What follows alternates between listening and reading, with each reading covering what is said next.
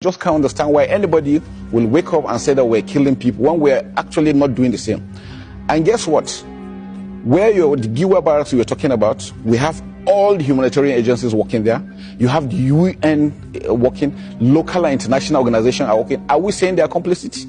There is nothing we're doing in the back. So if they don't say it, which means Amnesty International is equal, and Amnesty is equally there, so which means they're equally accusing all these other organizations of being complicit.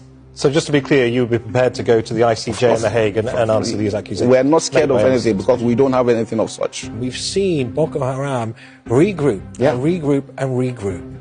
What is your answer to that? That you have in some way fed the insurgents? The problem is that I think we've talked to the international community. Let's find out the funding. When they started surrendering, by the time we left, so as we speak, we have over 120,000 that have surrendered. Most of them, when you find them, they are coming with hard currencies. How did they get them? How are they funded? How did they get the training? How did they get the equipment? What is your suspicion? Well, maybe an international conspiracy. You don't know. Who knows?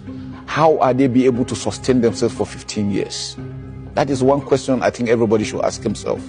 For Nigeria to be able to hold them, and you go to Nigeria, everything seems to be working well. You must have an idea. I mean, let's not talk about international conspiracy theories. Let's give some hard facts. Well, I just leave it at that.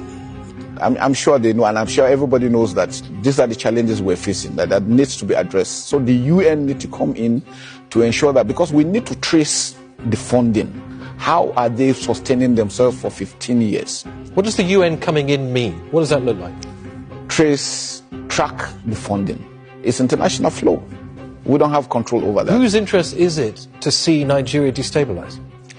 Well, I don't know. You don't know. Your guess is as good as mine. We ask the question.